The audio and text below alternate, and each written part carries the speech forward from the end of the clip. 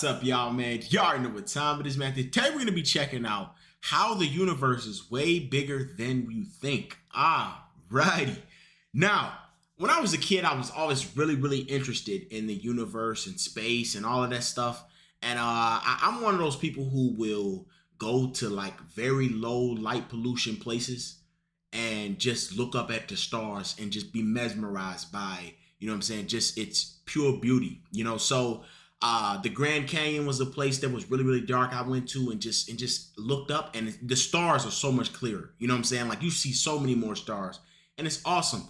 And I've also heard that the universe is constantly getting bigger, which is something that really sticks with me when watching a video like this, because it's probably even bigger than when this video was made. I'm ready and looking forward to checking this out, man. Before we get started, if y'all have other suggestions for videos y'all would like for me to check out, let me know in the comments below. Let's do it. This is Earth. You live here on this planet somewhere, and everything that you've ever known is located right here. But just how small exactly is Earth when compared to the scale of the entire universe? Let's start by zooming out to where we can see our nearest cosmic neighbor, the Moon. You may think that the Moon is very close to Earth since it dominates our night skies, but in reality the Moon isn't this close to our planet, it's actually about this far away. 384,400 kilometers away from you right now on average. You could fit 30 entire Earths in between this distance, and if you somehow were able to drive a car at a constant 100 kilometers per hour speed, it would take you about 160 days to drive the entire distance.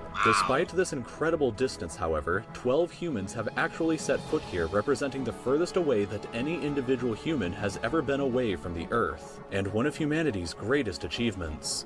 This is what the Earth would look like from there if you were standing there with them, and if you wanted to communicate with somebody back at home, it would take a message about 2.5 seconds to travel between you and them, since that's how fast the speed of light can travel at. This is a photo that was taken on Mars, and that tiny dot that you see there is Earth as seen from the Martian surface. On average, Mars is an incredible 225 million kilometers away from Earth, but that distance can be as high as 401 million kilometers. That means so he keeps saying on average. This has got me really curious. Why does it fluctuate so much between these two numbers? That's something I'm really curious, because that's 100 million, over 100 million difference. And how come when they show pictures of the Earth and stuff like that, they only show part of the Earth? Like there's a whole bottom part of this Earth that's missing. And those are two things I've always really been curious about. But this video is sick already, 1 million kilometers. That means that whenever humanity finally gets around to landing a human on the planet, that person will be 986 times further away from Earth than the astronauts who landed on the Moon were. In addition, the time delay for sending a message from Mars back to Earth isn't just 2.5 seconds, it's actually more like 20 minutes each direction, which would render instant communication in the event of an emergency impossible. When we zoom out even further away, we can find the Voyager 1 space probe, which is the furthest away man-made object from Earth. It is currently located 138 AUs from the Earth, AU meaning astronomical unit, which is the distance between the Earth and the Sun, which means that Voyager 1 is 138 times further away from us than the Sun is. At some point on its long voyage, Voyager 1 turned its camera around and took this photograph. It may not look like much at first, but in my opinion, this is the greatest single photograph ever taken in all of human history. This tiny, pale blue dot is Earth, and I don't think that anybody has ever said something as amazing about this as Carl Sagan when he said, "If you look at it, you see a dot. That's here. That's home. That's us. On it, everyone you ever heard of, every human being who ever lived out their lives. The aggregate of all our joys and sufferings, thousands of confident religions, ideologies, and economic doctrines. Every hunter and every forager, every hero and coward, every creator and destroyer of civilizations, every king and every peasant, every young couple in love, every hopeful child, every mother and every father, every inventor and explorer, every teacher of morals, every corrupt politician, every superstar, every supreme leader, Every saint and sinner in the history of our species lived there, on a mote of dust suspended in a sunbeam. Yo, that shit is so sick to me. Yo, like, this video is already incredible, but just thinking about this single picture is insane to even grasp. It makes everything you ever go through on this planet feel insignificant. Like, because in the grand scheme of things, you just a little speck. And to think this ain't even as far as the universe, or as big as the universe is, so you'd be even smaller than this. You know what I'm saying? Like, man, it's almost cool, but it's kind of scary in a way. You know what I'm saying? Dust suspended in a sunbeam. Voyager 1 is currently traveling at 17 kilometers every single second, but even at that speed, it won't break out of the reach of our solar system for another 30,000 years.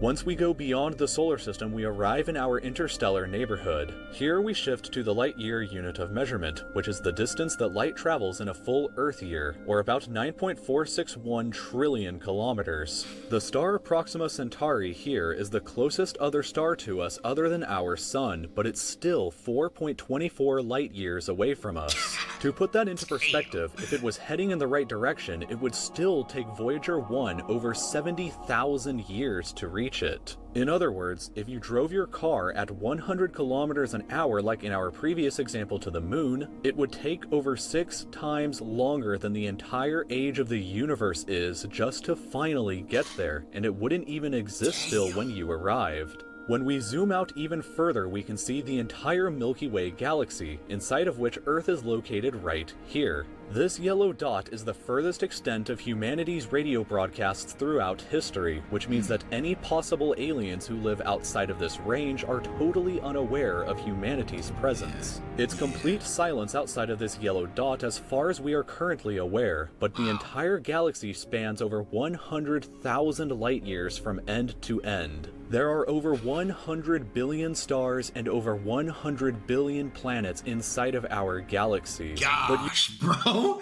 And it's only like, wait, 8? I believe it's 8, 7?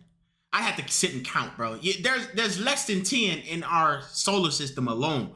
But I've always wondered too, why does it get so bright in the center of the galaxies? You know what I'm saying? What is that in the center? Because I'm assuming it's not a star. You know what I'm saying? I have no idea what it is, but I am really, really curious about that. That is sick, man. You have never seen the full glory of the galaxy at night, because 99% of the stars that you can see with the naked eye are limited to this small, tiny region right here. Wow. But even this massive galaxy is nothing compared to the rest of what's out there. Zooming out even further and we arrive at the local group of galaxies, a collection of 54 different galaxies that is about 10 million light years across. But zooming out even further and we can see the Virgo supercluster, of which the local group here is just a tiny segment of. There are at least 100 other groups of galaxies just like our own local group inside of here, and the distance from one side to the other is a mind-numbing 110 million light years. Gosh, but bro. even the massive Virgo supercluster is nothing but a quiet and tiny lobe of the Great Laniakea supercluster, an enormous structure that is home to our galaxy as well as 100,000 other galaxies. Yo.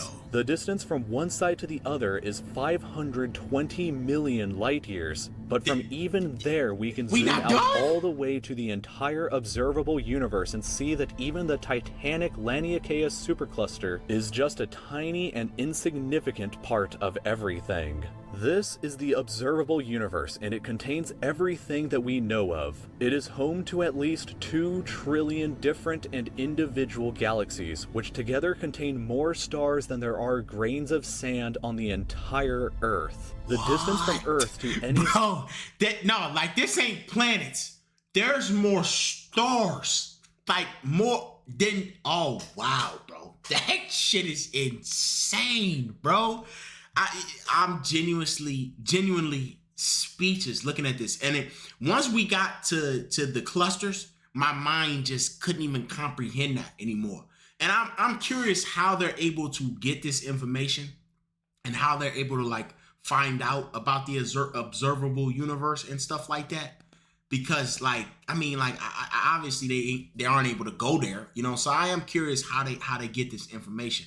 But that's probably one of the craziest facts I've ever heard, ever. Of sand on the entire Earth. The distance from Earth to any side of the observable universe is 46.5 billion light years, which means that the entire width is 93 billion light years across. What's perhaps even more interesting, however, is what actually lies beyond the observable universe. Keep in mind that the observable universe is all that we can currently see, and it's entirely possible that the rest of the universe outside of it is vastly larger and more fantastic than we can possibly ever imagine. We simply don't know what else is out there because the light from these incredibly distant places has not yet had enough time in the universe's history to reach us yet back on Earth, and the light from some places may never reach us at all. Because some parts of space very far away from Earth are expanding away from us faster than the speed of light, that means that the light from these places will never, in an infinite amount of time, reach Earth. Meaning that even if humanity is eternal and exists forever, there will still be an unknown number of places in the universe that we will never know about or ever see.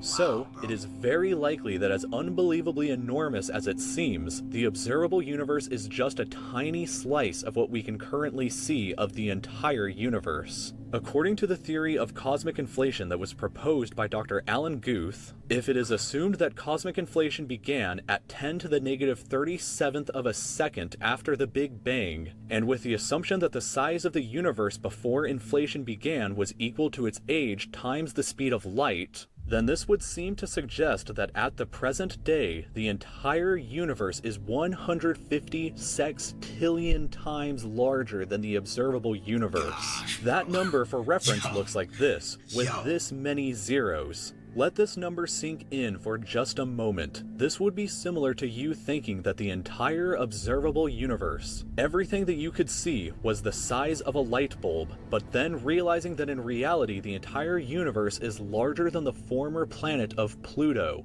Imagine a light bulb in the center of Pluto, but we inside the light bulb were totally unaware that Pluto existed outside of it, and that's a similar situation to this. We are all so unbelievably small, but you shouldn't worry, because all that means is that there is so much left out there for us to discover together. Man, bro. This was mind-blowing, bro. It was really optimistic at the end to say, there's more left to discover. And understanding, grasping that some planets are moving, or light, or whatever you want to say, is moving so much faster away from us than the speed of light that we'll never be able to see it, was kind of almost like sad in a way, because we will never be able to see everything. You know what I'm saying? And I feel like this video was probably one of the dopest videos I've ever seen on YouTube, man. This was insane, man. Just like it gave me so much perspective on life, and I think it really lets you know, man, there's gotta be something out here, man. Like, I want to hear if you guys believe in aliens, bro, but it's gotta be something out here, bro. Like when you hear something like this, thinking that we the only I guess planet with life on it, I feel like it'd be really hard to believe, after watching a video like this. But I would like to hear how you guys feel, man. Let me know. Appreciate you guys for recommending this. Any other suggestions, let me know in the comments. And I appreciate every single one of you. I love y'all. Peace out.